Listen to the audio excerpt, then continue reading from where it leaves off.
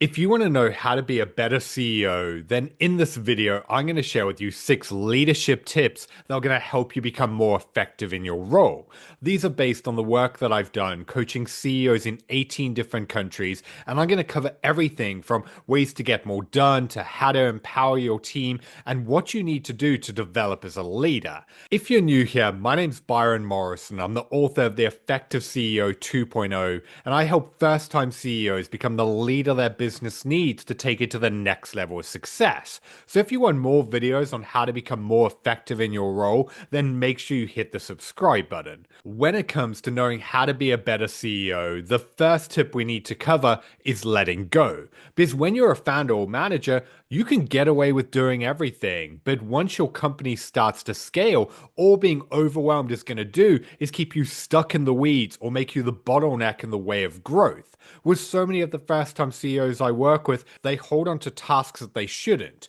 whether it's because of habit, fear, or simply not knowing what they should be focusing on. Regardless, all this is doing is taking them away from the tasks that are actually a good use of their time. And a warning sign that you may be stuck in this trap is you're feeling overwhelmed by competing priorities. You're going into the day already feeling like you're behind, or you're feeling anxious by everything that needs to get done. What you've got to remember is everything that you do has a cost, and every hour you spend on a task that could be done by someone else is an hour that you're not spending scaling, leading, or growing your company. That's why there's 3 actions that I recommend you take. Firstly, clearly define your role and responsibilities by figuring out what is your zone of genius, where does your time have the greatest impact, and what can only be done by you. This is going to help you determine what you should be focusing on and prioritizing. You can then use those insights to, secondly, look back at what you did over the last couple of weeks. This is going to help you get an idea of where you spent your time. What you want to do is figure out, was there anything you shouldn't have been involved in? And from there, how can you remove yourself from similar tasks in the future?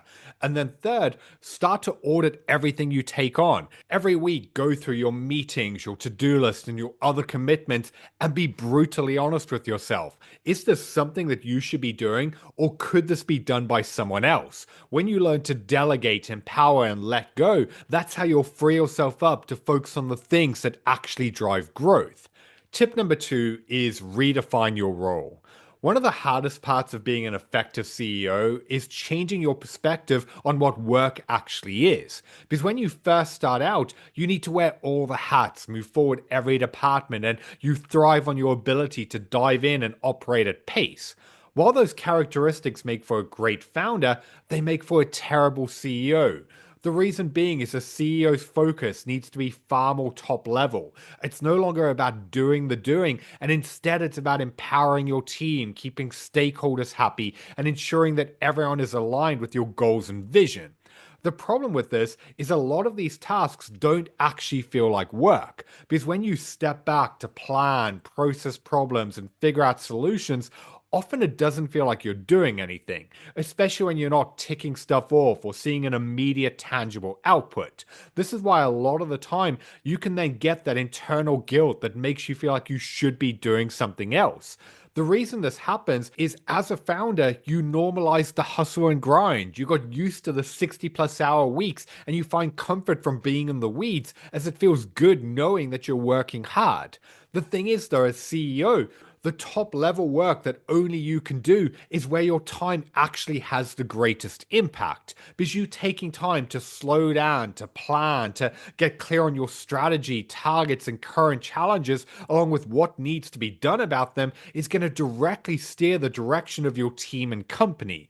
These are the actions that are going to have the biggest impact on your revenue growth and expansion. And until you shift your perspective on what work actually is, you'll continue having days and weeks where, despite being busy, you're going to look back feeling like you didn't move anything forward. So going back to point number 1, you need to clearly define your role and responsibilities and spend the bulk of your time focusing on those areas of the business. Sure, you may not be working like you once did, but you will be driving forward the items that'll get you to the next level. Tip number 3 is make decisions by thinking 5 steps ahead. When it comes to making decisions, a lot of fear-driven leaders want to play it safe. They want certainty or to mitigate potential loss before taking action.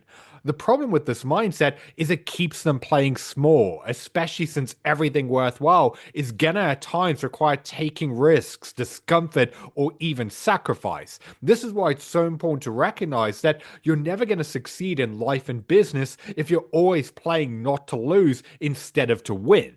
That's why if you look at the most effective CEOs, when it comes to making decisions, they think 5 steps ahead. They know their goals, their targets, and what they're trying to achieve, and they make decisions based on where they want to get to, not on where they are.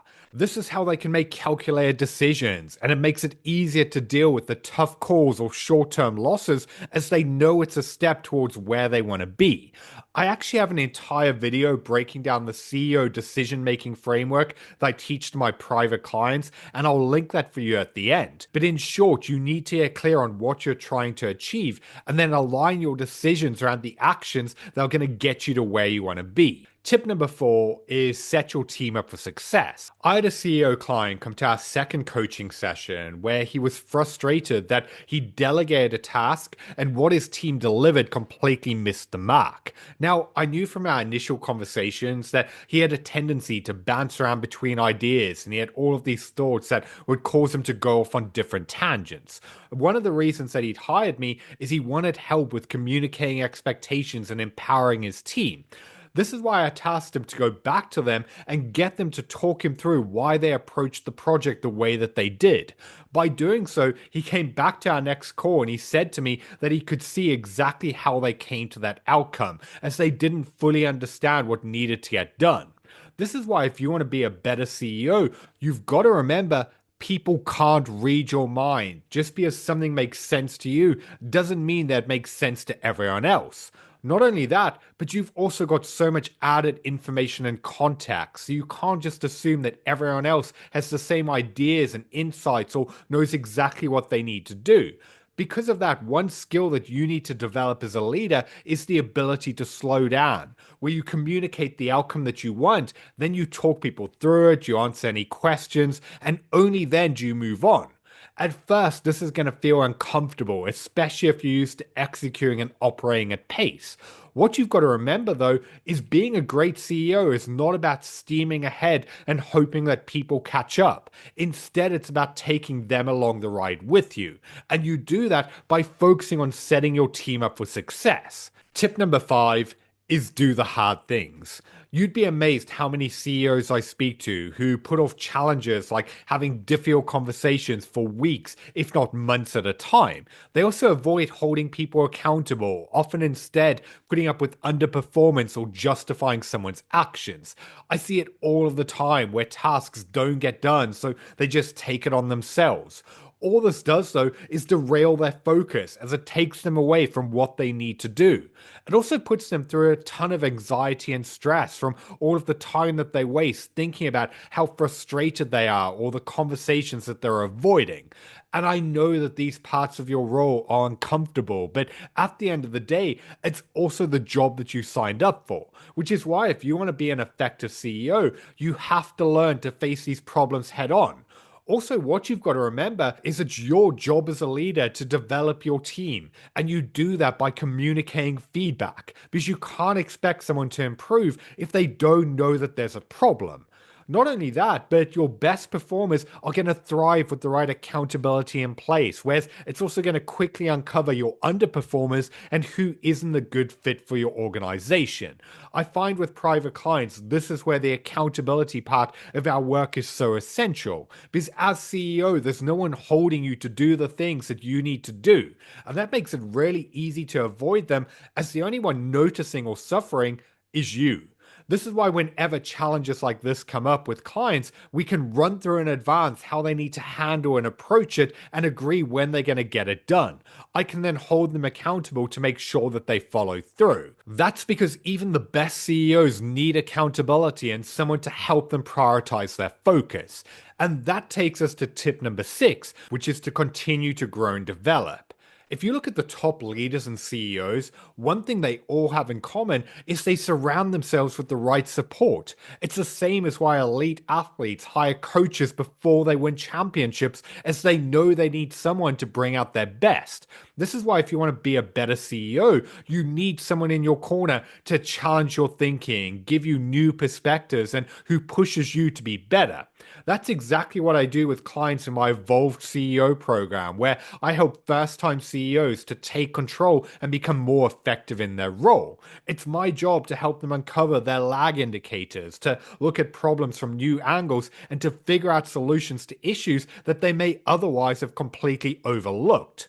Also, running a company is lonely, which is why at times you need someone to talk to share ideas, or simply vent and get issues off your chest. This is a big part of why my average client stays with me for over 2 years, as they thrive on the support, accountability, and having a safe and judgment-free place to navigate the challenges that come with their role. This lesson is key, as so many overwhelmed CEOs feel like they need to put on this facade that they've got it all figured out, or they see asking for help as a weakness, when in reality, it's a strength. Because at the end of the day, you don't know what you don't know. And when you're stuck in the trenches, it's so easy to get a tunnel vision where you overlook what's actually going on. And that's why I found it can be invaluable to have someone to talk through ideas, to help you process problems and get you out of that reactive state where you slow down and see the bigger picture of what's actually going on. Not only that, but every new level of success is going to bring with it new challenges and demands, which is why you're going to have to constantly grow and adapt if you want to be able to handle them as the best version of yourself. Now, obviously, that's going beyond what we can cover in this video, but if you're curious about how I may be able to help you become the leader your business needs, then in the description below, you can find a link to see more about my Evolved CEO program, where over the next 90 days, I'm going to help you take control and become more effective in your role. On that link, you can also schedule a time to speak directly to me to see whether or not working together is going to be the right fit. So there you have it, 6 tips on how to develop as a CEO. I'd love to know your biggest takeaways from this video, so share them down in the comments below. And if you have any questions, feel free to share them as well, as I'll personally get back to you and give you any guidance that I can. If you enjoyed this video, then please give it a like and hit the subscribe button. And if you want to dive into any of this further, then in the description below, you can get my book, The Effective CEO 2.0, where I'm going to show you how to maximize your time, lead with confidence, and grow a business without losing your sanity. I've been Byron Morrison. Thanks for watching, and I'll see you in the next video.